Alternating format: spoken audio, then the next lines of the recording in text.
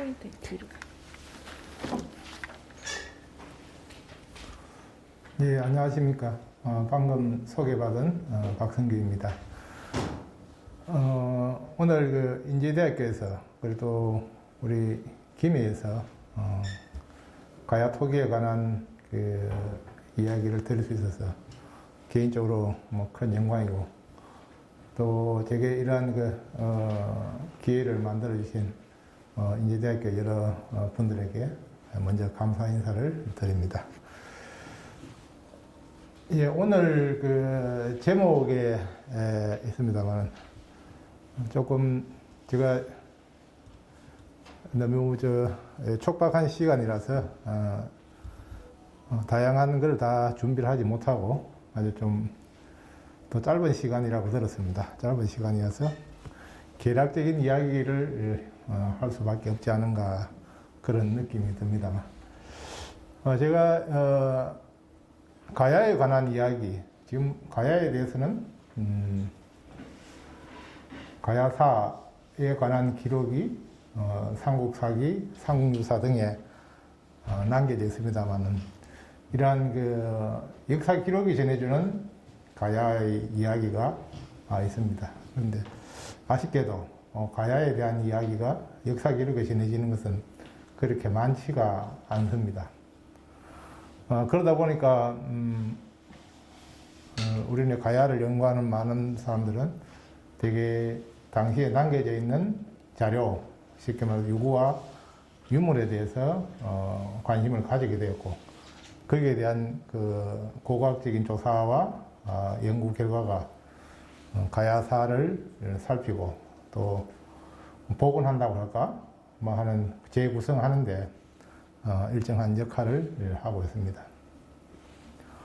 저는 이러한 인연이 되어서 그런지 모르겠습니다만은 토기에 대한 이야기를 공부를 쭉 해오게 되었습니다. 그래서 제가 제일 처음 맞이하게 되었던 토기는 지금 소가야 토기라고 부르고 있는 고성과 진주에 있는 그 토기들을 제가 지표서라는 걸 통해서 만나게 되었고, 그 이후에 여러 곳에 조사를 하다 보니까 김해 양동리 고분군이 아마 1985년도, 6년도 그때 제가 있던 경상대학교 박물관에 우리 멤버들이 그 당시로는 목관묘 조사를 해서 들었습니다.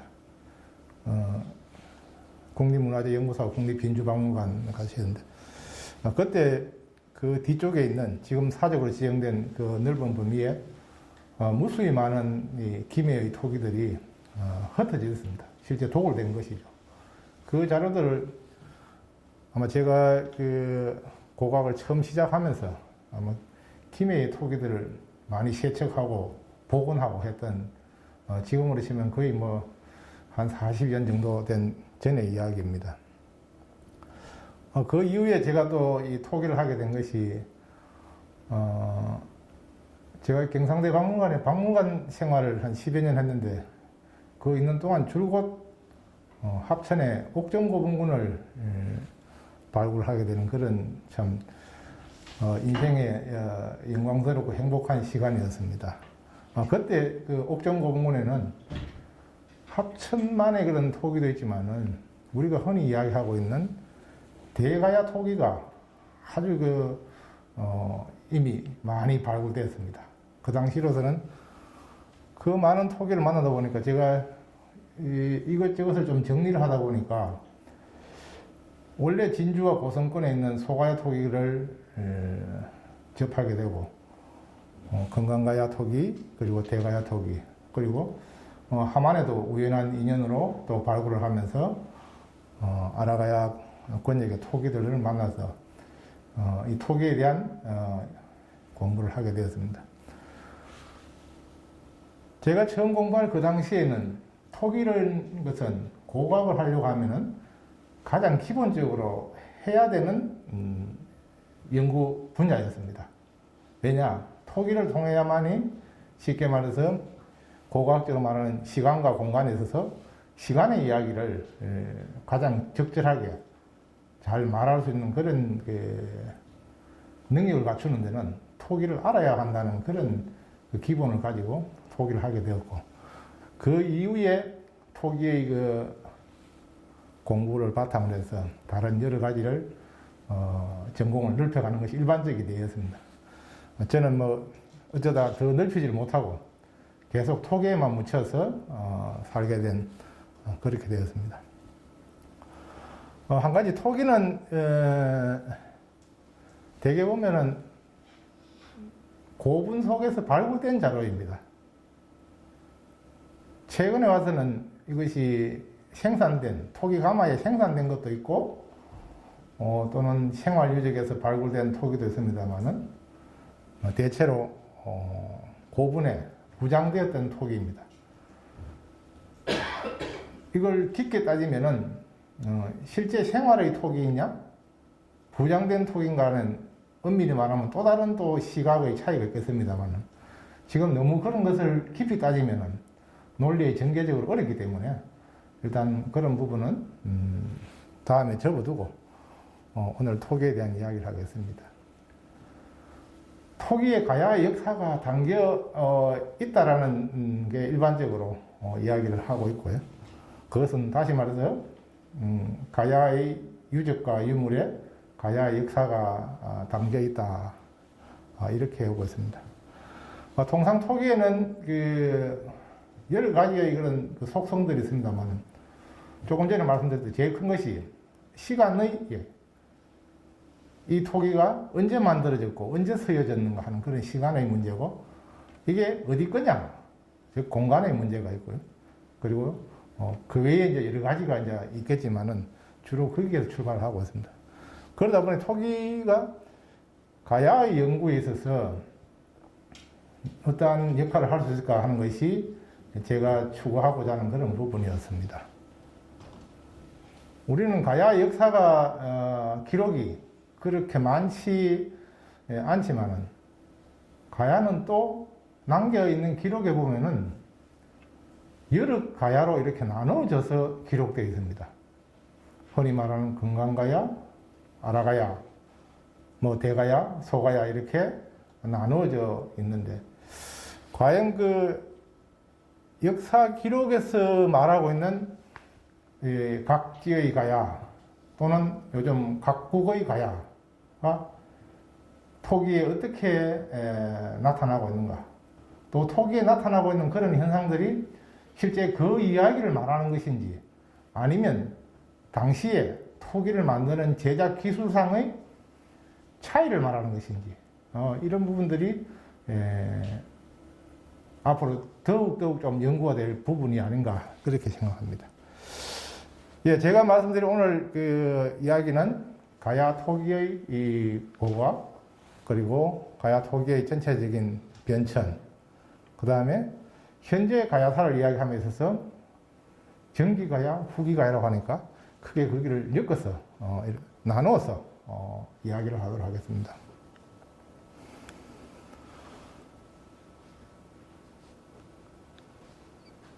오늘 여기에 계신 분들은 가야에 대해서 상당 부분의 터득을 하시고 또 기본적인 인식을 갖고 계시다고 생각합니다. 가야의 시작을 언제부터로 보느냐 하는 이 점을 출발을 두어야 합니다.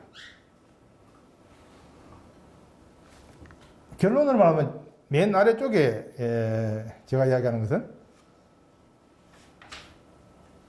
제일 위에 쪽, 역사 기록에는 42년에서부터 52년까지 가야가 라는 이름이 있었다, 이렇게 전해지고 있습니다. 그죠? 이것은 역사 기록에 이렇게 나와 있습니다.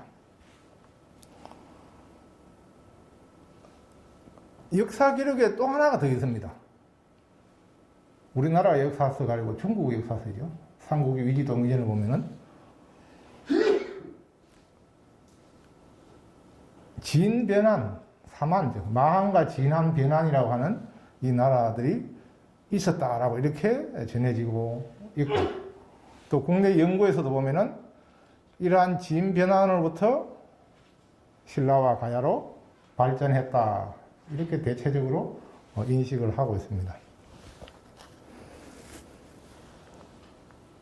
그런데 현재 우리 가야에서 연구의 어떤 대상이 보면은 항상 고고학과 역사학이 같은 듯 약간 다른 듯 인식의 차이를 조금씩 가지고 있습니다.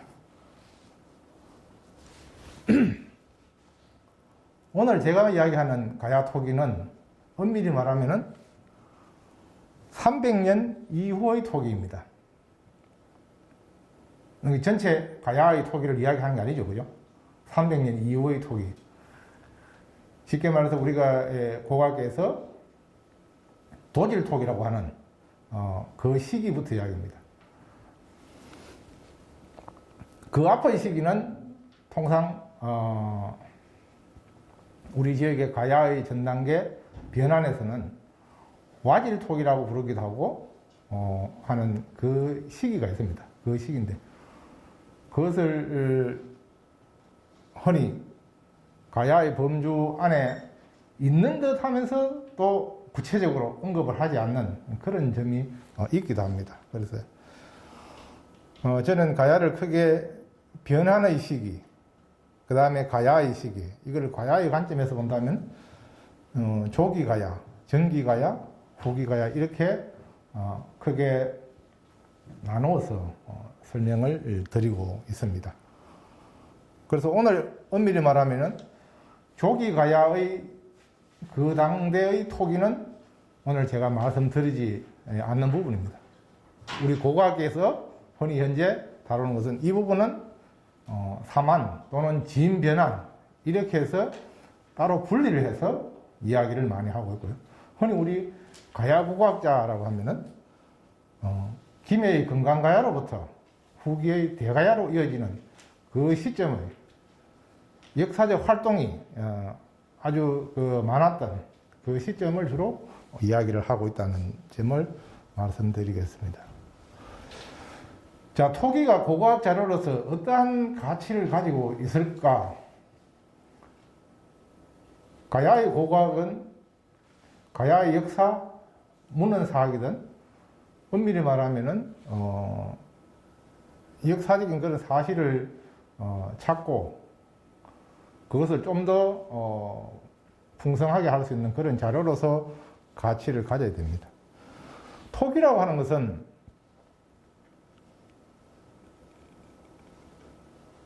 오랜 그 세월의 그 역사를 가지고 있습니다. 인류사에서 구석기 시대를 넘어서서 다음의 시대를 흔히 신석기 혁명이라고 이렇게 문화사적으로 이야기하는데 저는 그 신석기 혁명의 그 시기가 곧 토기의 시대입니다. 그 토기의 시대가 지금 보면 여러분들이 부산의 동삼동이라든지 이런 쪽에 나오는 지금부터 약 8,000년 전의 그 토기들, 윤계문 토기라고 이렇게 이야기를 하고 있는 그 신석기 시대 조기, 전기의 그 토기들이 있습니다. 이 토기가 만들어진다라고 하는 것은 구석기 시대의 그 인류가 가졌던 그런 생활과 엄청난 변화를 주는 것이 이 토기라는 것입니다. 지금은 한낱 토기가 그냥 그릇, 흔히 말해서 토기편, 우리 쪽에서는 쪼가리 이렇게 부르기도 합니다만은 지금부터 인간의 그 문화가 구체화되고 해지는 신석기 시대에 있어서는 토기가 중요한 문화 자원입니다. 문화 재원. 즉 토기가 있으면서 그때와 다르게 일어날 수 있는 것이 뭡니까? 저장이라고 하는 것이 가능해지고 또 우리가 지금 보면 조리라든가 이런 것들이 가능해지고 하는 겁니다. 인간 활동에서 저장이 가능해진다는 것은 뭡니까? 한 곳에 정착할 수 있다는 것을 배경이 되는 겁니다. 매번 떠돌아다녀도 이 저장을 해야 되겠지만은 이 저장을 한다는 것은 저장할 만한 어떤 게 있기 때문에 이 저장 용기가 만들어지게 되는 겁니다. 즉, 저장하기 위해서 한 곳에 정착을 하는 이 일이 당대 인류의 부분에서는 커다란 혁명적인 일이죠. 그래서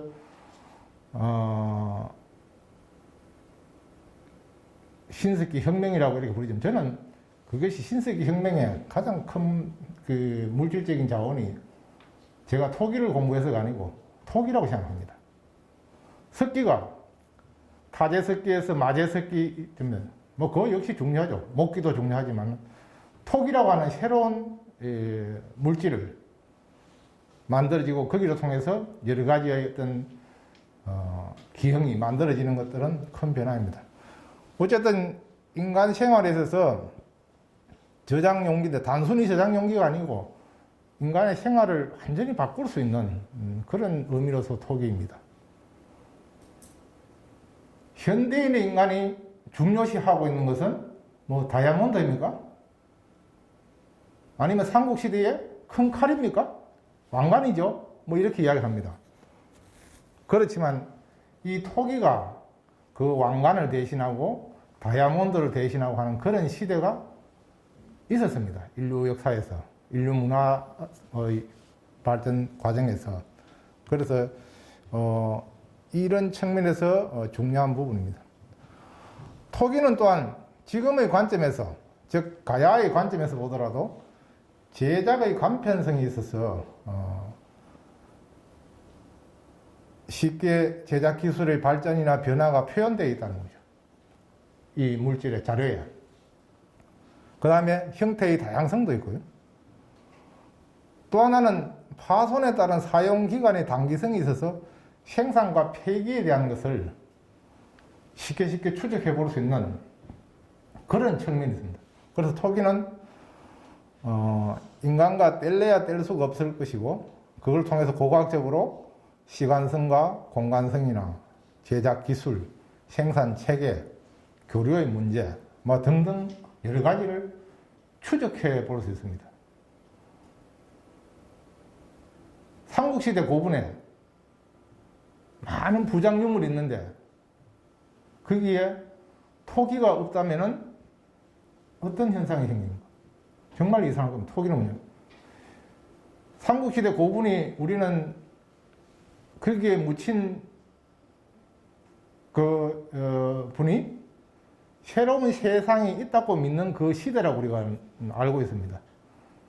새로운 세상에 가서 지금의 내 생활을 그대로 이어서 고분 속에 담아가고 싶었을 것이고 그 후손이 담아준 겁니다. 그죠? 왕인 경우는 왕관을 넣어줄 것이고 그 고을의 장군이면 큰 칼을 넣었을 것이고 거기에 대장장이면 대장장이 그거를 그대로 넣고 이렇게 합니다.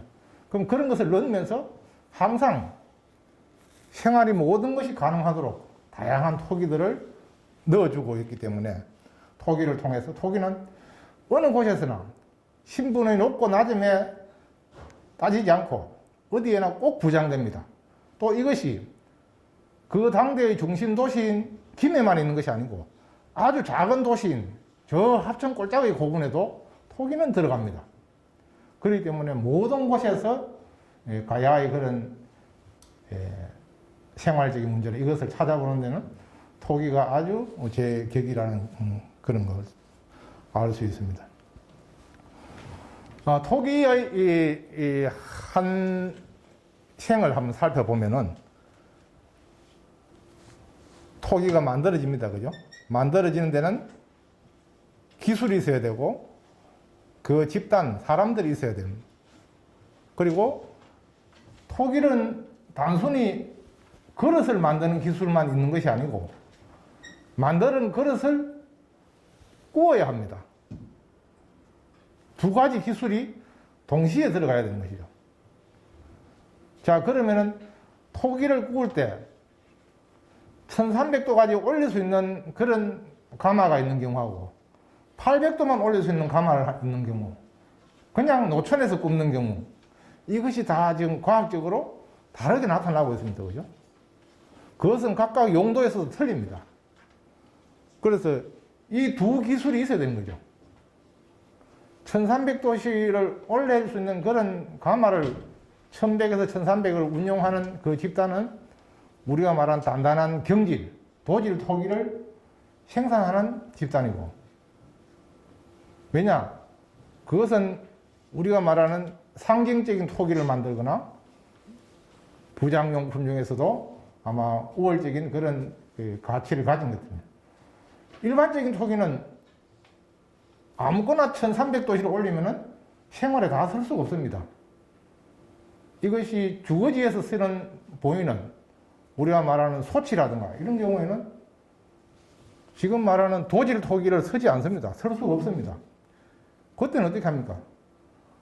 노천요보다는 좀 더 좋은 800도씨 전후로 하는 그런 연질 토기들이 만들어지는 거죠. 아무리 기술이 발달해도 이 사회가 아무리 발달해도 누구나 먹어야 될 것이 있고 가장 필수적인 것은 있어야 되듯이 토기도 있어야 되는데, 이러한 생산의 과정을 거치는데 이것이 이제 소비가 되는 거죠. 소비되는 것은 현재 우리가 보면은 실제 생활했던 것에 대해서는 아직까지 추적하는 것이 조금 어렵습니다. 대체 뭡니까? 부장용, 제사용 이렇게 쓰였던 것으로 됩니다. 그런데 생산된 것이 자가 소비가 있는가 하면은 이게 유통이 되는 거죠. 다른 집단에 공급한다든가 하는 이런 유통의 문제가 있고, 생산하는 과정에 생산이 실패하는 경우는 기술적으로 실패한 경우에는 바로 폐기가 되는 거죠.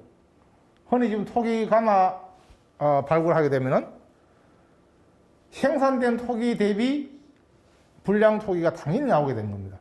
불량 토기가 우리가 토기 폐기장에 두텁게 쌓여 있는 그걸 볼 수 있어요. 이런 토기는 이러한 일생을 통해서 이루어지게 되고, 그것이 지금 와서 고고학자들에 의해서 발굴되고 분석되고 하는 그 과정을 겪고 있습니다. 가야에는 여러 지역의 토기들이 있다라고 이렇게 이야기를 합니다. 고령의 대가야에 이러한 토기가 있고, 김해의 금강가야에도 역시 이러한 토기가 있다. 이 부분들은 여러분들이 아마 여러 장을 들었겠지만 함안에는 아라가야의 토기가 있다. 진주와 고성에는 소가야의 토기가 있다. 자, 우리가 뭔가를 비교를 할 때는 동시대적인 그런 것을 가지고 비교를 해야 됩니다. 그죠? 지금 여기서 엄밀히 말하면은 김해의 토기는 아마 4세기에서 5세기 전 초까지에서 주로 발굴된 토기들입니다. 위에 있는 이곳이나 이 부분의 토기들은 대개 5세기에서 6세기대의 토기입니다. 그래서 엄밀히 말하면은 김해의 토기가 다른 지역의 토기보다는 한 단계 빠르게 있는 것을 가지고 서로 비교를 하고 있습니다. 그 점이 현재 김해의 토기에 대해서는 5세기 이후의 김해 토기에 대해서는 현재 6세기대의 토기에 대해서 새로운 관심이 있지만 5세기 토기에 대해서는 가야 고고학자들이 거기에 아직 크게 몰입해서 연구하는 것이 많지가 않습니다. 앞으로 좀 염두에 두고 해야 될 부분이 아닌가 싶습니다. 어쨌든 가야에는 여러 지역의 토기가 있다라는 그 정도를 보겠습니다. 역시 가야에는 토기 가마가 많이 있습니다. 그죠? 김해에 있는 구산동, 함안의 우거리, 창녕의 여철이라든가 이런 것에 해서, 그리고 대구의 신당동에도 가야의 토기가 있습니다. 반면 5세기와 6세기 때 가면은 고령이라든지 산청이나 함양 이런 곳에서 토기 가마들이 확인되고 있습니다. 토기를 예전에는 고분에서 발굴된 토기에 대해서 주로 이야기를 했습니다만은 지금은 이제 토기 가마에서 나온 이 자료들을 같이 살펴봐야 됩니다. 특히 토기 가마에서 보면은 실제 생산에 성공했던 것도 있지만은 실패를 하고 바로 그 자리에서 폐기를 했던 이것이 청청으로 이렇게 쌓여 있습니다. 그건 다시 말해서 생산된 시점에 따라서 순서가 저절로 나오는 것이고요. 그래서 고고학적으로 보면은 아래쪽에 있는 것이 오래된 것이고 위쪽에 있는 것이 늦게 만들어진 것이라는 가장 기본적인 지청 누중의 법칙과 똑같이 그렇게 만들어지는 겁니다. 여기 있는 그 영남 지역의 각지에 우리가 4, 5세기대의 토기 가마들의 모습입니다. 실제 토기 가마의 모습하고 조금 틀립니다. 왜? 하부의 구조만 남은 거죠, 그죠? 상부는 전부 이제 부서지고 사라진 것이고 이제 하부가 남아 있고 이 주변에 이제 여기서 나왔던 폐기된 유물들이 많이 쌓여 있습니다. 실제는 가마 그 자체보다는 주변에 폐기되어 있는 폐기 토기가 상당히 당대의 그 이 역사와 어떤 문화, 기술 이걸 밝히는 데는 도움이 되지 않을까 싶습니다.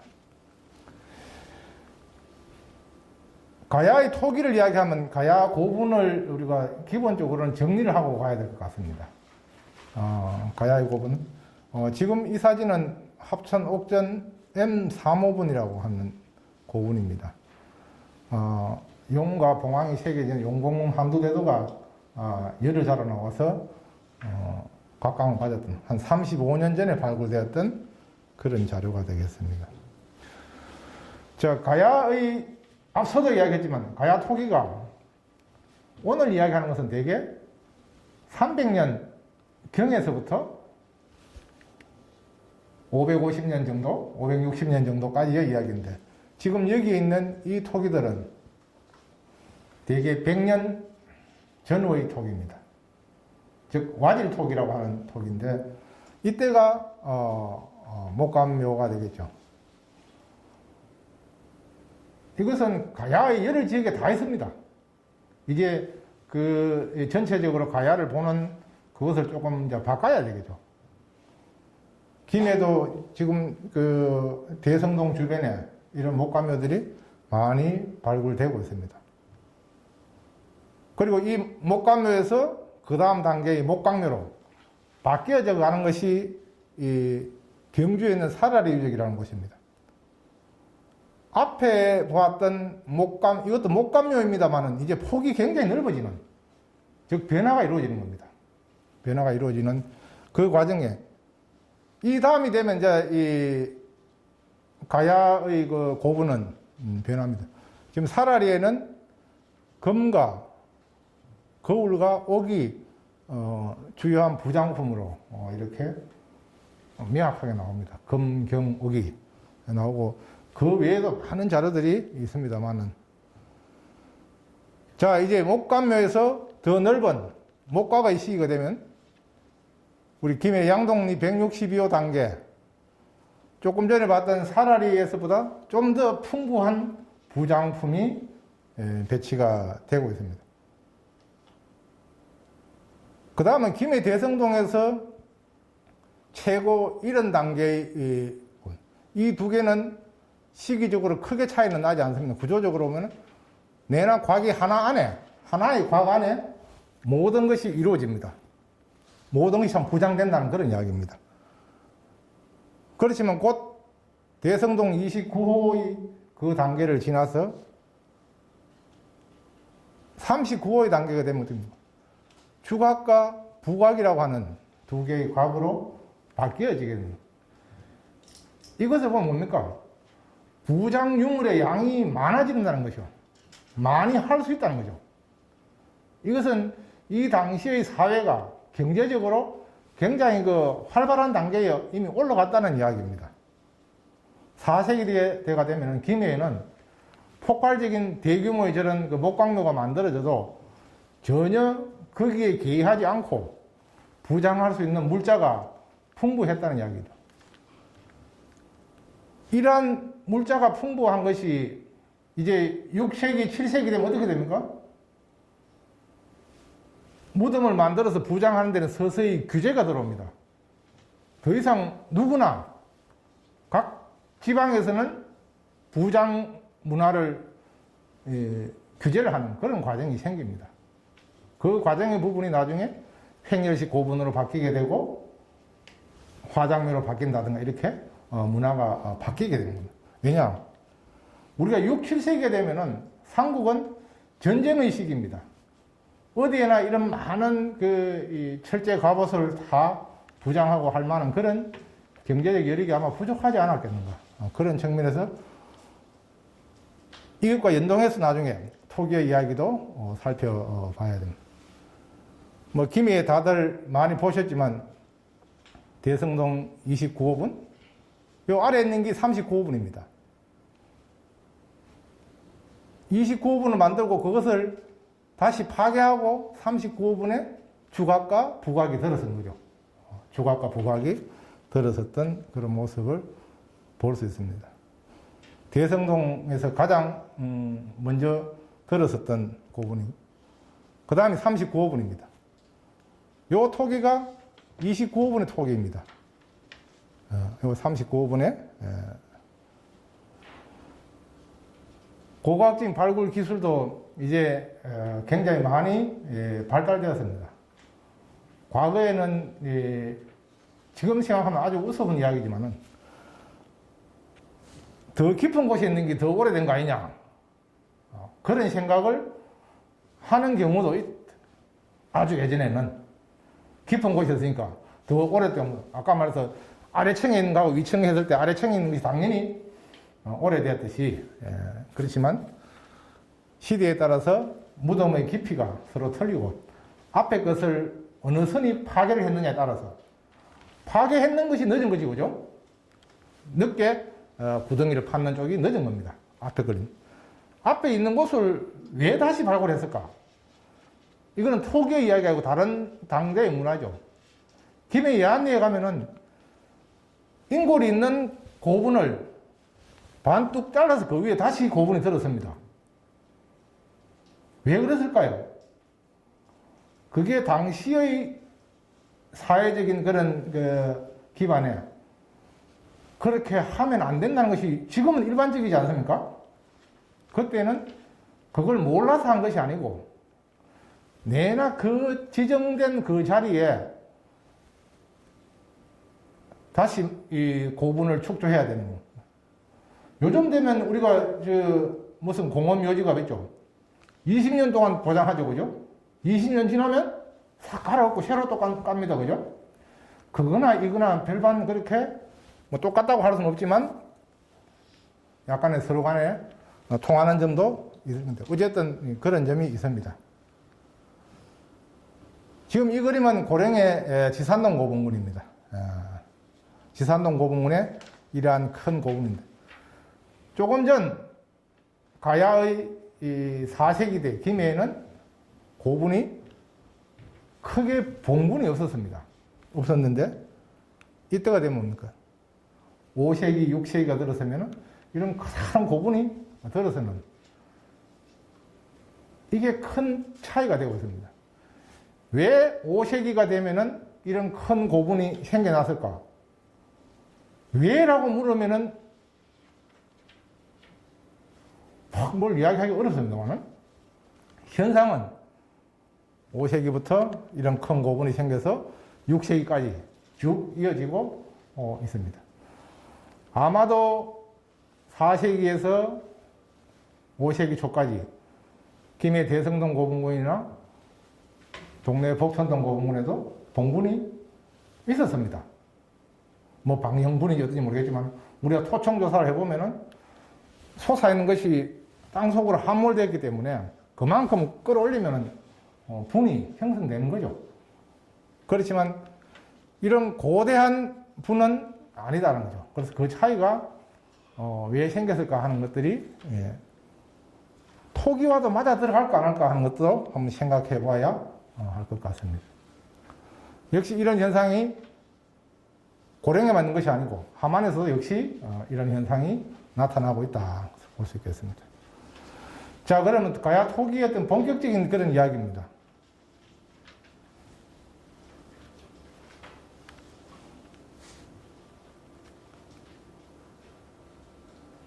저는 토기를 지금까지 연구된 가야의 역사에 그 구분에 연동해서 한번 정리를 해봤습니다.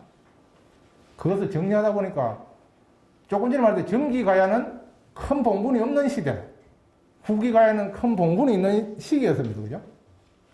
토기에도 거기와 연동해서 봉분이 없는 그 시점, 전기 가야의 시기에는 어떻고, 그 다음 봉분이 있는 그 시기에는 새로운 변화가 나타나는가, 아닌가 하는 것을 한번 찾아가는데, 변화가 나타나고 있습니다. 그런데 그 변화의 사이 속에서 전기와 후기를 연결하는 그 시점의 그런 특이한 현상이 확인되어서 그 점을 제가 논문으로 발표했었고, 뭐 아직 이 학계에서 저희 의견을 받아주는 분들도 많이 있고, 전문적인 측면에서는 그렇게 하지만은 일반적으로는 전기의 토기와 후기의 토기로 이렇게 주로 나누고 있습니다.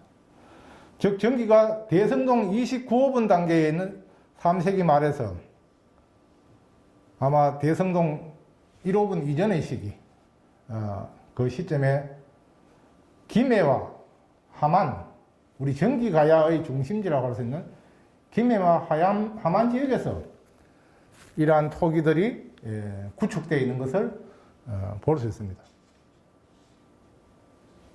반면에 5세기 2, 4분기 이후의 후기, 즉 큰 봉분이 만들어지는 그 시점에 가야를 쭉 살펴보니까 어디나 토기는 다 있습니다. 그죠?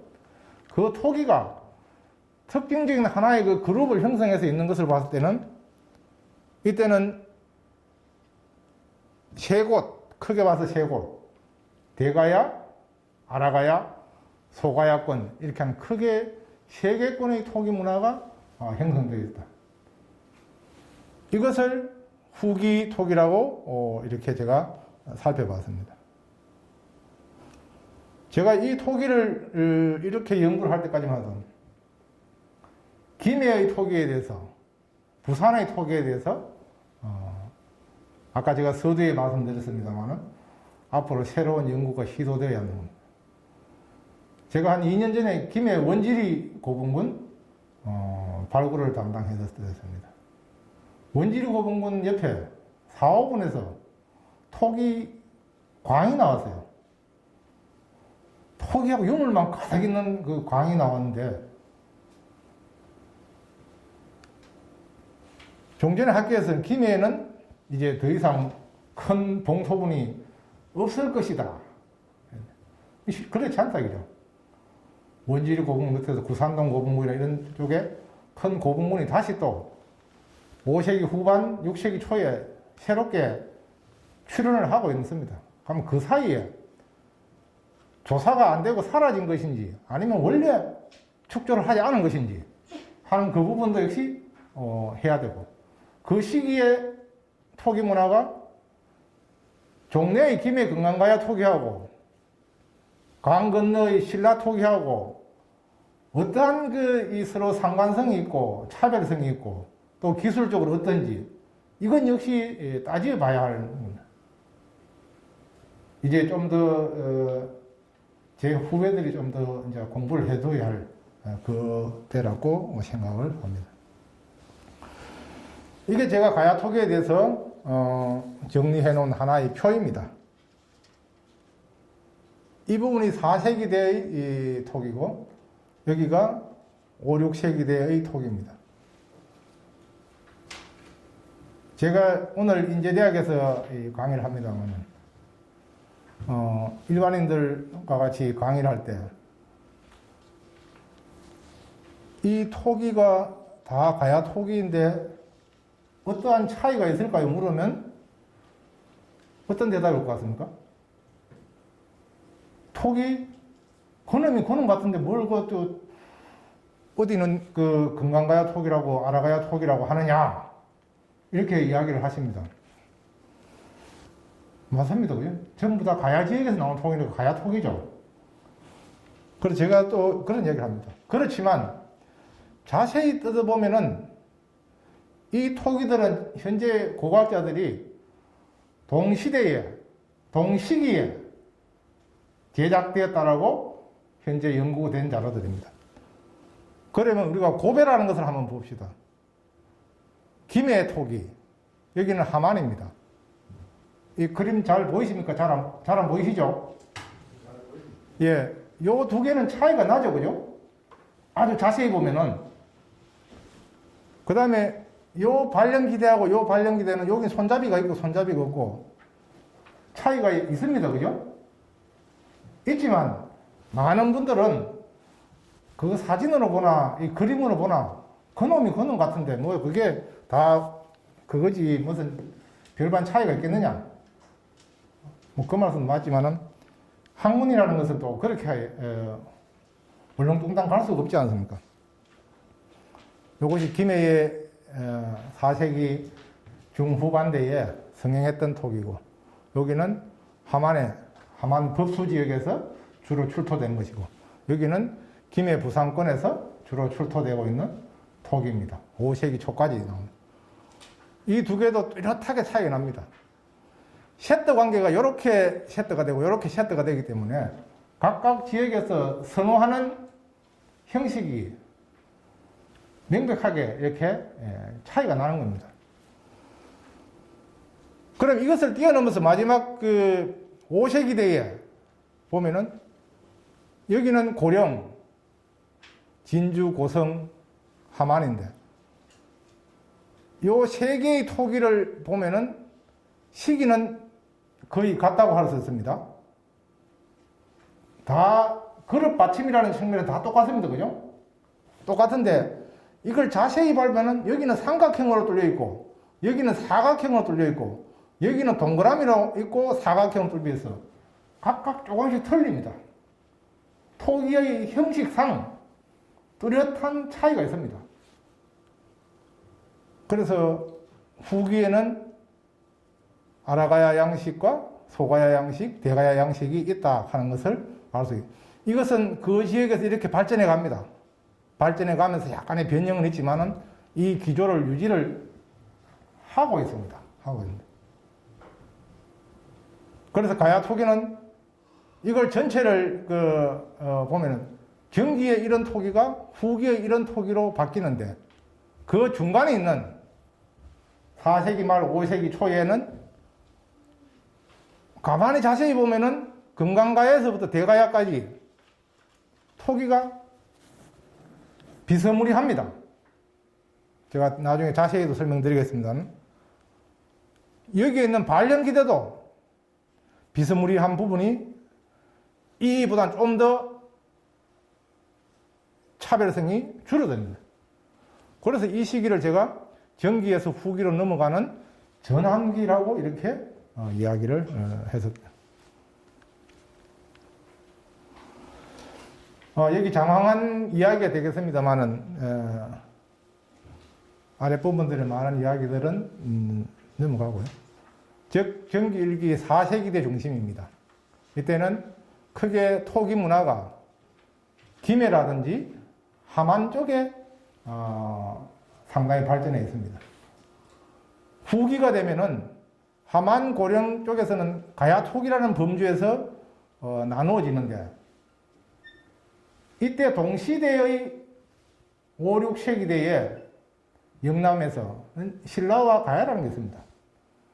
김해와 부산 지역은 상당히 신라 토기의 그런 요소를 받아들이는 현상을 많이 보고 있습니다. 그것이 복천동 고궁원에서 대표적으로 확인되고 있었죠.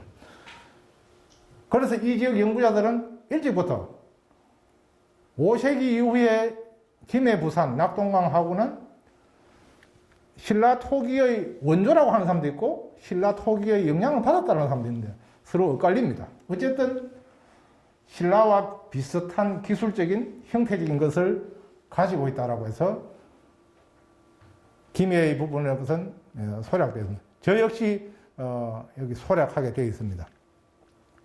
어쨌든 이런 과정이 왜 이런 변화가 생겼을까 하는 것에 대해서는 금강가야의 몰락이라고 하는 그런 측면에서 역사적인 측면에서 많은 이야기를 하고 있습니다. 고고학적은 아직 기술적으로 그것을 뚜렷이 밝혀내지 못하고 있습니다. 현상적으로 그런 부분이 있구나 하는데 그것은 보면은 순차적으로 이 시기의 토기가 서로 복합이 이루어져서 이것이 다시 좀 더 차별성이 줄어든 상태에서 다시 각 지역별로 분할을 하고 그 지역이란 것은 종전의 지역과 똑같이 아주 넓은 권역입니다. 토기의 같은 이 문화를 가지는 것은 아마 그렇게 당시의 유통권을 생각한다면은 지금처럼 이렇게 넓지가 않습니다.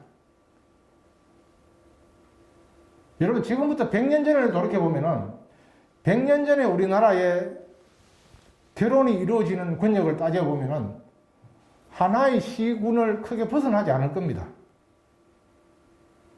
100년 전쯤. 아주 유명하신 분들은 멀리 이렇게 서로 통혼을 하지만 대개 일반인들은 그 자연 환경적인 장날에 모이는 그 권역 정도가 생활권이라고 보면 좋습니다. 이것은 삼국시대에도 그에 버금가고 그보다 더 축소됐거나 이럴 겁니다. 그런 범위가 있다고 봅니다. 저는 그 기술적이나 이런 교류가 지금처럼 빠르지는 않지만은 과거 사회에도 똑같이 이루어집니다. 단지 시간이 더딜 뿐이지 교류가 이루어지고 변화가 생기고 한다는 것은 같다고 봅니다. 어쨌든 그 과정의 부분이 제가 전기의 토기와 후기 그리고 전기는 다시 1기와 2기, 후기를 이렇게 나누어 보았습니다. 전기는 그림에 있듯이 김해의 토기가 있고 함안의 토기 있습니다.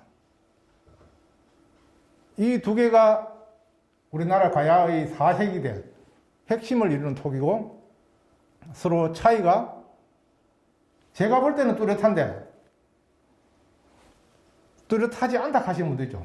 여기는 일자형으로 공자형 토기가 여기는 공자가 아닙니다. 입이 약간 발아져 있는 다리가 짧은 이게 중심적인 요 두 개가 끝나면서 전기 가야 토기 말게 되면 이렇게 나와요. 이때 생기는 가장 큰 변화가 뭐냐면 일반화되는 겁니다. 일반화가 뭐냐면 투창이 일반화되는 겁니다. 네모난 투창, 세모난 투창, 뭐 불꽃무늬 투창 등 투창이 일반화됩니다. 왜냐? 이쪽에도 없던 것이 이쪽에서는 일반화되고 일자와 팔자가 나팔 모양으로 이렇게 갑니다. 즉 제작 기술상에 어느 것이 좀 더 효율적일까? 좀 더 이런 측면에서 약간의 그런 통합이 이루어지지 않는가? 토기 기술의 변화는 가야보다 신라가 나중에 빨라집니다. 출발은 신라가 늦습니다. 와질 토기의 시대가 신라는 늦기까지 있습니다. 3세기 후반대 여기에 도질 토기가 나올 때 신라는 아직 도질 토기의 시기가 좀 늦습니다. 그렇지만 신라가 어느 때인가 5세기 들어서면서 토기의 기술이 빨라집니다. 토기의 기술은 가장 큰 게 뭡니까? 농로입니다. 고속 농로를 통해서 토기를 만들 수 있는 기술, 그것이 토기 생산에서는 획기적인 일이죠. 고속 농로가 된 토기들은 어떤가? 그릇이 굉장히 얇습니다. 그 그릇이 크지 않습니다. 신라 토기가 나중에 보십시오. 대개가 작아지고 그릇이 얇아집니다. 그릇이 얇아지면 뭡니까? 흙이 적게 드는 거죠. 그 다음 또 뭡니까? 구울 때 땔감이 적게 됩니다. 그 두꺼운 가야 토기를 구울 때의 공력에 비해서 5일 불 때 거 3일만 떼면 됩니다. 그런 정도의 차이가 있는데 그 기술은 5세기 후반 들어가면 이 신라가 먼저 거리 넘어갑니다. 그것이 다시 6세기 후반대에 전 영남에 확산되는 그런 변화도 보이고 있습니다. 자, 아까 전기의 가야가 있는데 후기에는 대가야의 대표적인 토기, 소가야의 대표적인 토기, 아라가야의 토기 이렇게 해서 세 지역에서 토기가 이렇게 나뉘어지고 있습니다. 이 논리는 이제 제가 1998년도에 논문에서 제시했습니다만 이제 우리 영남 지역 고고학계에서는 일반화되어 있습니다. 뭐 후기 가야 토기는 이렇게 분화되고 형성되어 있다는 겁니다. 자, 조금 전에 한 전항지의 이야기는 쉽게 말해서 경지의 김해 토기와 함안의 토기가 상당히 복합된 그런 현상입니다. 결론적으로 말하면 그 현상이고, 이것은 어쩌면은 가야가 정기와 후기로 넘어가는 그런 모습과 연동되는 것을 알 수 있고, 가야가 정기에서 후기로 넘어가는 것이 정치적으로 넘어가는 것은 순간에 넘어가는 거죠. 그죠? 정치적으로는. 문화적으로는 순간에 넘어가는 것이 아니고, 거기도 순간이라는 것이 작용합니다만은, 상당히 좀 자연적으로 복합되고 하는 그런 부분들이 나타나고 있다는 것이 제가 말하는 전환기 변동의 시기가 있습니다. 지금 여기 있는 토기가 정기에서 후기로 넘어가는 시대의 토기가 되겠습니다. 종류가 고배, 장경호, 그릇받침 이 세 개입니다. 우리말은 투창이 있는 2단 투창 고배가 이 시기에 보면은 이것은 제가 임의로 이 자료를 추출한 게 아닙니다. 영남의 각지에 경북 칠곡에서 경산, 청도, 의령, 김해, 합천, 함안 등등 각 지역에 똑같은 토기가 나옵니다. 제 이야기를 믿으신다면 4세기 때는 김해와 함안은 분명히 달랐습니다. 그죠? 달랐는데 이 시점이 되면 이렇게 같아집니다. 요런 토기들이. 그러면 요거는 지금까지 우리 고고학적인 연구에서 편년에서 동시기입니다. 동시기. 4세기 말에서 5세기 초. 연구자에 따라서 뭐 한 단계 정도씩 차이가 있기는 하지만 다른 토기를 보니까 이 토기도 보니까 역시 영남의 낙동강 유역 전체에 쫙 분포를 하고 있습니다. 거의 닮았죠, 그죠? 닮았습니다. 한 개를 더 보자. 그릇 받침도 보니까 역시 약간의 차이가 있는 듯 하지만 비슷하게 했습니다. 그래서 경기에서 후기로 넘어가는 과정에 왜 서로 비슷해질까? 비슷해지는 그 시기를 저는 이야기를 합니다. 비슷해졌는 이 시기가 가야 토기의 전성이라고 해요. 이 토기가 정치적으로 영향을 받지 않고 그대로 발전했더라면 지금의 신라 토기와 양대를 이루면서 더욱더 가야적인 모습이 생겼겠죠. 저는 그렇게 생각합니다. 왜? 전 가야, 특히 낙동강 유역에 지금 현재 가야라고 불려지는 곳들, 창녕, 청도, 뭐 칠곡까지 포함해서 이 지역에는 전기 가야 토기와 요 시기의 토기는 같습니다. 같은데 이게 이게 이어지지 못하고 왜 다시 대가야 토기, 아라가야 토기, 소가야 토기로 나누어지는가 하는 것은 제가 추정컨대 아마 문화적인 동질성을 유지하고 기술적인 측면에서 정치적으로 말하는 흔히 말하는 고구려 광개토 대왕의 남정이라고 하는 그것을 영향을 해서 가야의 맹주가 몰락함으로 인해서 어떤 결집체의 중심이 사라짐으로 인해서 다시 재분립하는 그런 계기가 됐고, 그러다 보니까 가야 토기의 그 생산 기술이라든가 동일한 양식적인 그런 형태적인 것이 지속화되지 못하고, 반면에 신라는 어떻습니까? 신라는 지속화되고 있습니다. 그것을 경산, 상주 계속 이제 확장시켜 나가는 거죠. 그런 신라톡이라고 해서 100% 똑같지 않습니다.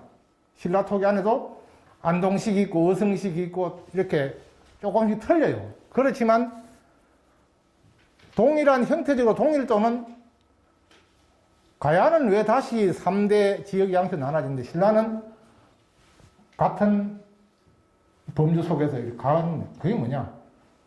문화에 작용했던 정치적인 그런 영향일 수도 있겠다라고 생각을 합니다. 자, 지금까지가 가야 토기의 전반적인 그런 변화의 이야기가 되었습니다. 앞에 했던 이야기를 한 번 더 조금 더 보완해서 이야기를 드리면, 정기가야에는 크게 김해와 그 주변부의 사회였다고 저는 보고 있습니다. 건강가야 중심의 가야 사회이고, 이 시기에 아마 역할 분담이 이루어진다라고 하면은 저는 그 김해는 토기 문화의 관점이 하만의 아라가야에 비해서 토기에 대해서는 아마 상당히 그 관점이 조금 달라질 수 있다, 이렇게 생각합니다. 양대가 똑같은 다 토기 문화가 있지만은 토기에 대한 적극적인 생산과 교류의 것은 하만에서 많이 이루어지고 있는데, 어쨌든 그 중심부 지역과 주변입니다. 왜냐? 4세기대 토기만을 보는 것이 아니고 고분을 보면은 4세기대의 고분과 5세기 초까지 김해의 대성동 고분군은 월등한 그 차별성을 가집니다. 반면에 고령이나 하만이나 합천이나 어디 가도 거기에는 견줄 만한 그런 목강묘가 아직 나타나지 않습니다. 부장량도 아주 적합니다. 특히 4세기 중반대까지는 그게 확연합니다. 확연하기 때문에 아마 그런 측면을 조금 이야기를 할 수가 있고요. 반면 전기가야 토기는 전환기 변동을 통해서 되는데 후기가야 토기로 이어집니다. 이어지는데 아마 우리 가야 지역에서는 그것이 참 김해에서는 일어나지 않는 그런 가야 토기의 전체적인 변화 속에서 전기에 보면 아까 봤던 그 그림들입니다. 요게 김해입니다. 요게 하만이고, 이제 차이가 난다라고 생각해 주시면 좋겠습니다. 이 부분은 하만 지역에 주로 있고 김해 지역에 있는 것입니다. 요게 하만에 주로 있고 김해에 주로 있는 토기들입니다. 이게 지금 가야의 전체입니다. 마지막 그 후기에 가면은 여기가 하만, 소가야, 대가야, 각각의 토기들은 형태만 틀리는 것이 아니고 색깔 같은 게 다 틀립니다. 가장 짙은 색깔을 내는 것이 하만 창녕 지역입니다. 약간 검은 듯 하면서, 그것은 역시 김해도 그렇습니다. 소가야와 대가야는 약간 연한 흑색, 연한 청색 계열로 해서 굽는 이 온도가 아마 한 100여 도 정도 더 낮았지 않았을까. 뭐 실험적으로 해보지 않았습니다만은 현재는 그런 모습들이 나타나고 있습니다. 지금 가야의 토기는 이렇게 고령권, 하만권, 소가야권, 김해권 이렇게 일반적으로 서고 있습니다. 이 그림은 서울역사박물관의 학예팀이 만드는 겁니다. 이것은 쉽게 말해서 100년간의 토기가 아니고 어떤 토기는 200년 정도 차이가 나는 토기도 같이 비교표에 넣어져 있습니다. 그 정확하게 한다면은 전기의 토기와 후기의 토기를 각각 비교를 해야 되겠죠. 그런 점에서 어쨌든 가야에는 각지에 이런 차별성이 있다는 것을 알아주시면 좋겠습니다. 예, 그림을 보고 넘어가는 걸로 하겠습니다.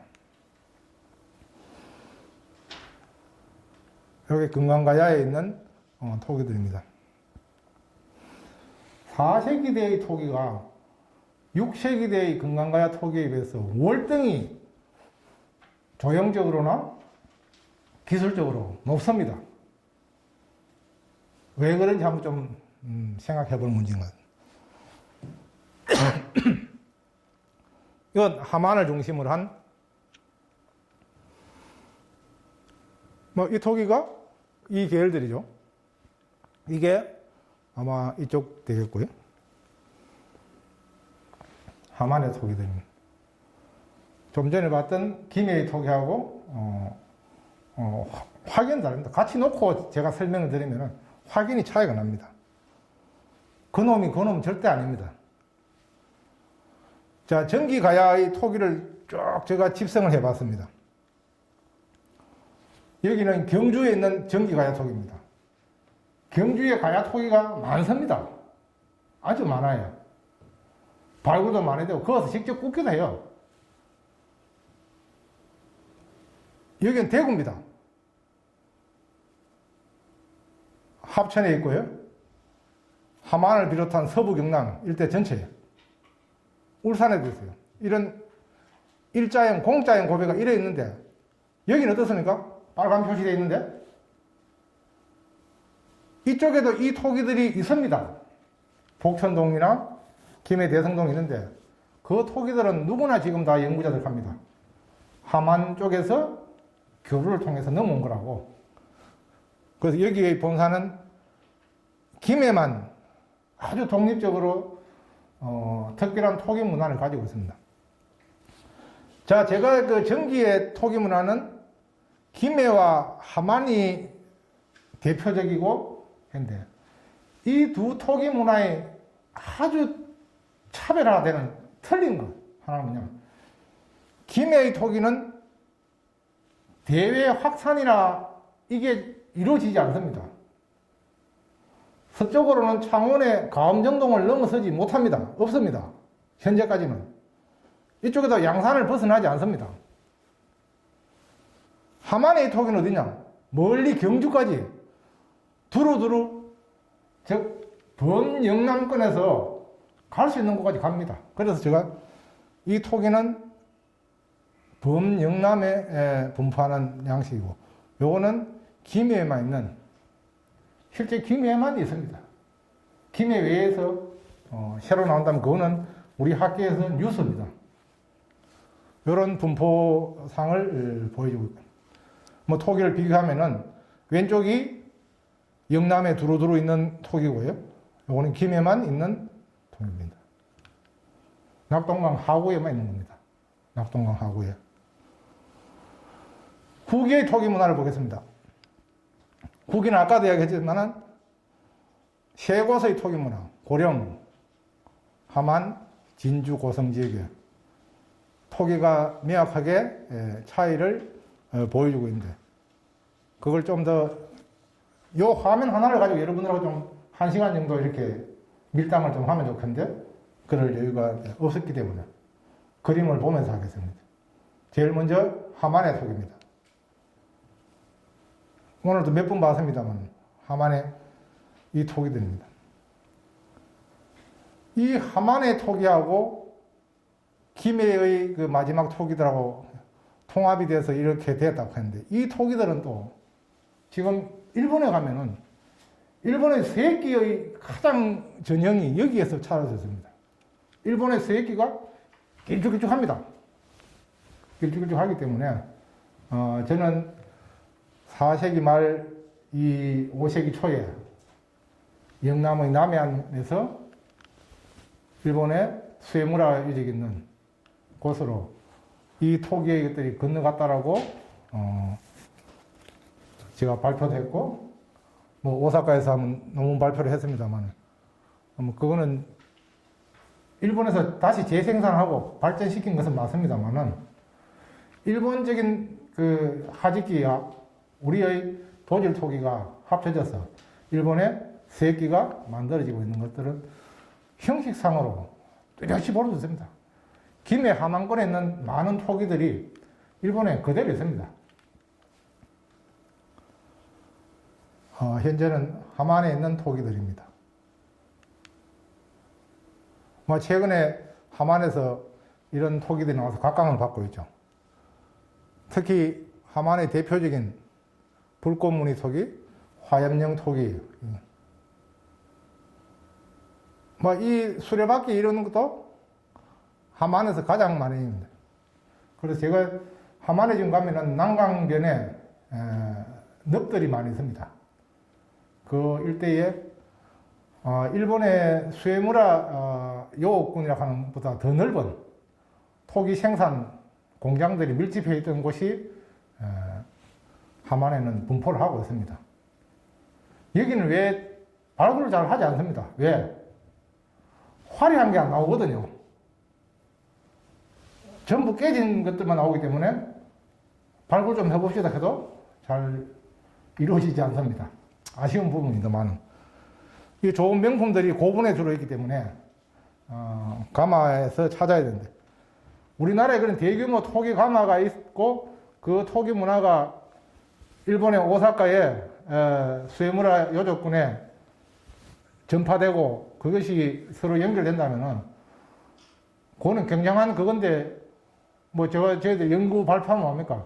여기서 지금 후속적인 조사가 계속 이루어져야 되는데 쉽지 않다는 거죠. 토기 연구자로서 있던 그런 좀 한계죠. 화려한 이런 게 나오면은 가야 문화가 꼭 화려만 해야 됩니까?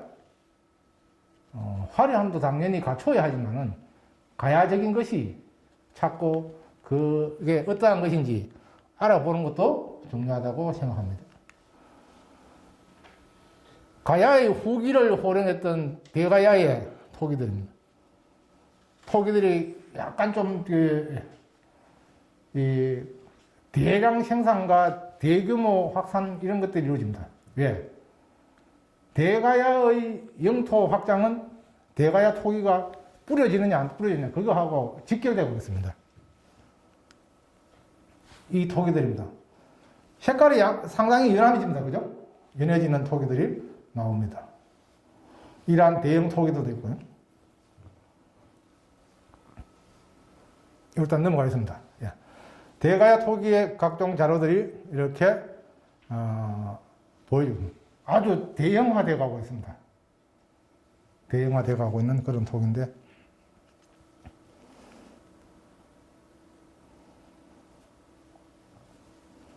형식적으로 순차적으로 발전해 갑니다.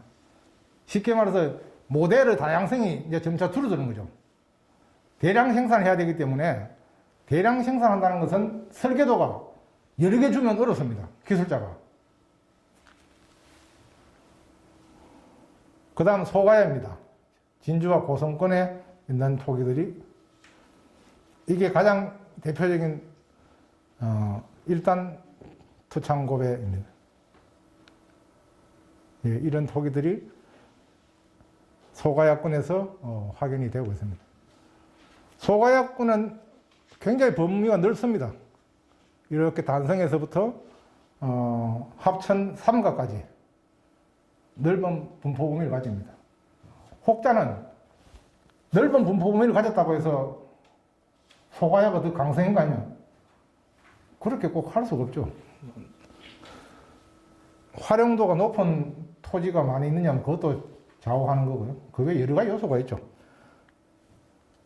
이쪽에 있는 고분들은 부장품들이 토기 중심이고 그 외에 금속품들은 굉장히 밀도가 낮습니다. 대개 낫이라든지 화살 촉 정도 수준이기 때문에 조금 낮다고 합니다. 동시기에 함안이나 그 외 고령 등에 비춰본다면 그런 점이 있습니다. 마지막으로 대가야의 특징을 한번 좀 이야기한다면 아마 대가야 토기의 생산과 유통에 관한 부분이 있어요. 이게 제가 발굴했던 고령 송림리 유적에 나왔던 유겹 연화문 벽돌입니다. 대개 유겹에서 현재 우리 고고학에서 기화를 하시는 분들이 유겹에서 파력으로 이렇게 하는데, 제가 볼 때는 이게 가장 이런 형식이 아닌가 이렇게 생각합니다. 여기는 전돌과 토기와 이런 것들을 구웠던 곳입니다. 이 전돌은, 이 그림은 정말 명품입니다. 얼마 전에 한만 마레산 75분에서 중국 청자 나왔죠. 연화문이 새겨져 있던 뭐 지금 뭐 임시 공개를 한다고 합니다만, 이 면에 똑같이 이랬습니다. 요거 똑같다고 보면 좋습니다. 이 시기에 대가야 가야권에 이런 것이 있는데, 이 새로운 연구 자료이기 때문에 필요한 부분입니다. 대가야 토기가 대개 5세기가 들어서면서 이렇게 형성이 됩니다. 그 기종은 고배, 계배, 그릇받침, 장경호, 뭐 이런 대형 기대 이런 게인데, 이 토기들이 대가야 토기는 5세기 후반부터 합천, 거창, 함양, 멀리 남원까지 확산을 하게 되고, 이러한 광역적인 분포는 대가야의 문화권이기도 하고, 한편으로는 대가야인 고령과 정치적인 특수관계가 아니겠느냐, 이렇게 인식이 되고 있습니다.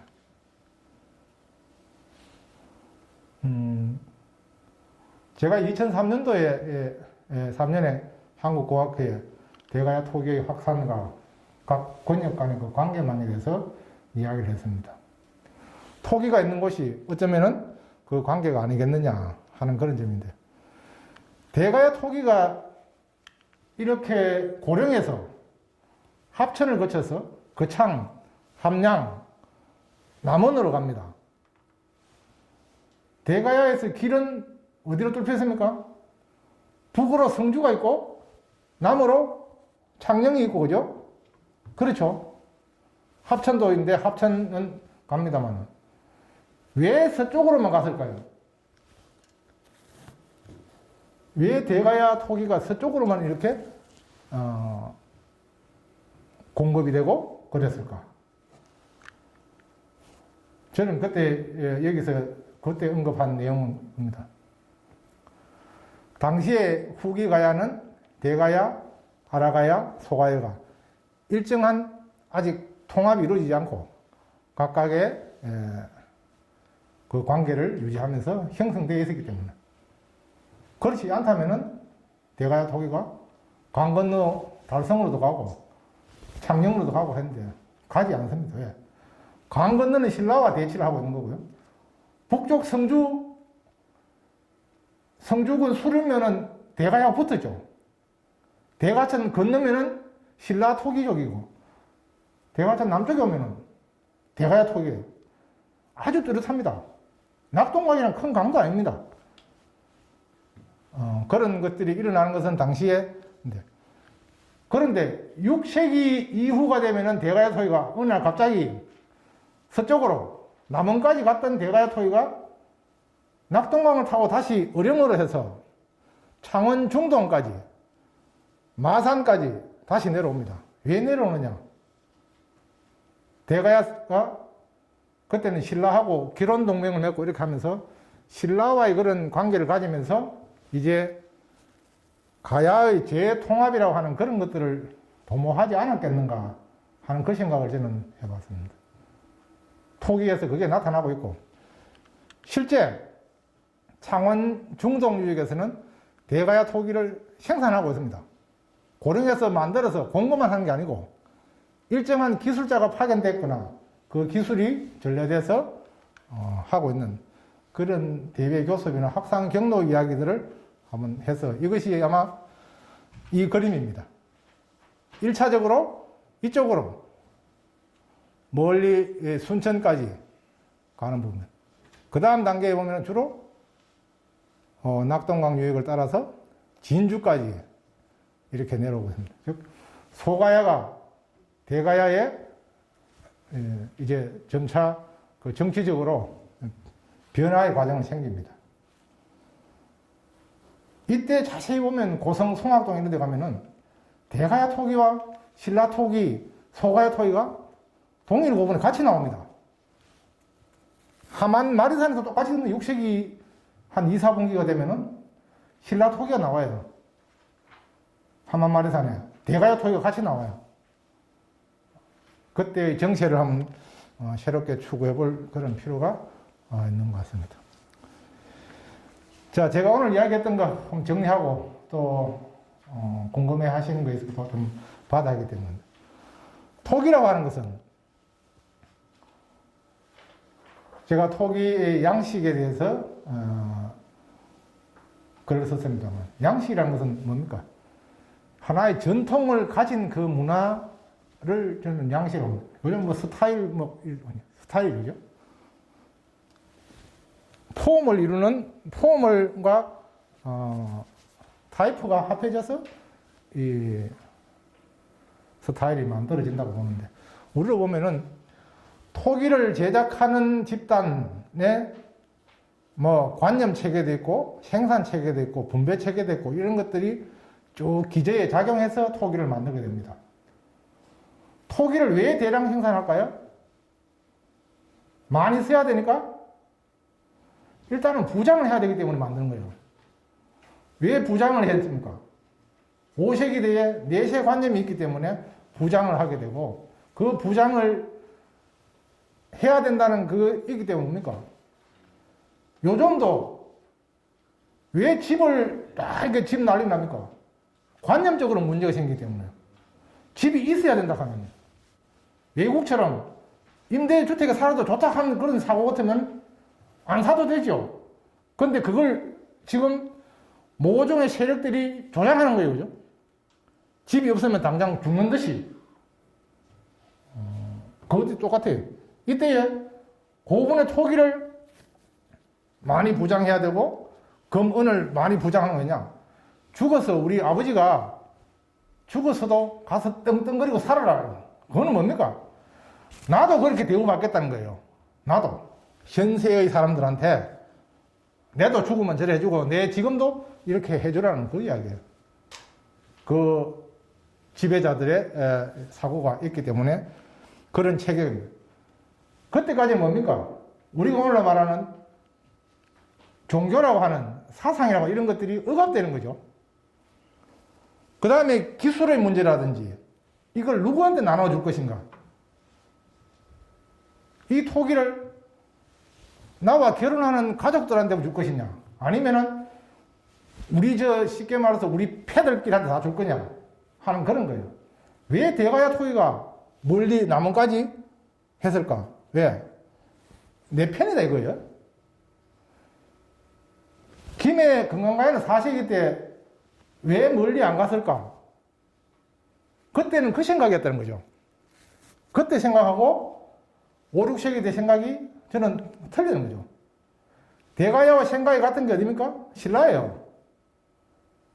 김해의 금강가야는 그 당시에는 그 생각이 아닙니다. 낙동강 하구에서 일본하고 내륙하고 모든데 교류만 잘해도 김해가 떵떵거리고 먹고 살 수 있는 그런 세상인데 뭘 그걸 합니까? 왜 지배를 하고 그걸 패거리를 늘려야 되냐 하는 그런 생각이 아마 저는 없었지 않았을까. 그런 생각도 해봅니다만은 그것도. 자, 토기에서 보면은 토기를 제작하는 그 집단의 관념과 생산과 또는 분배 체계, 아무리 내가 잘 만들어도 나눠줄 요량이 없으면 못 나눠주지 않습니까? 그런 부분인데. 자, 그래서 토기 양식이 가지고 있는 의미가 뭐냐? 이렇게 해서 만들어진 것이 토기 아까 대가야 양식, 소가야 양식, 김해 양식입니다. 그 양식은 이것이 만들어진 것은 그 집단의 하나의 권력 또는 특정한 시기 또 그리고 그들이 상호 교류를 했던 지역 간의 관계 이런 등등을 분석을 해 볼 수가 있고요. 그래서 특정의 토기 양식하고 역사적 맥락한 거 연결을 할 수 있을까 없을까? 대가야 토기의 이런 양상하고 대가야를 연결할 수 있을 것인가? 금강가야의 토기의 그런 현상하고 금강가야 역사하고 서로 맥락적으로 연결할 수 있나 없나? 이때의 주요한 자료가 토기였다면 저는 연결할 수 있다. 그렇지만은 그런 주요한 역할을 하는 토기의 시대가 사라지고 난 다음에는 토기 양식은 그 역할을 할 수가 없다. 왜? 토기의 범주가 통일신라가 되면은 통일신라의 범주 안에는 전부 같은 토기를 씁니다. 인하문이라고 하는. 그때는 그러한 맥락은 연결되지 않는다는 거죠. 곧 가야의 몇몇 나라들이 있는 정기가야, 후기가야 하는 이 시기 300년 정도는 저는 토기에 나타나는 변화가 가야 사회의 여러 가지 이야기를 대변하고 있지 않을까 하는 그런 생각을 해보고 있습니다. 이상이 제가 오늘 뭐 여러 가지 많은 것 중에서 정리하다 보니까 두서가 없습니다. 말씀드리고 싶었던 부분이고 부족한 부분은 뭐 아마 많은 자료가 공개되어 있어서 한 번 더 살펴보시면 좋겠습니다. 예, 이상 제 이야기를 마치겠습니다. 고맙습니다.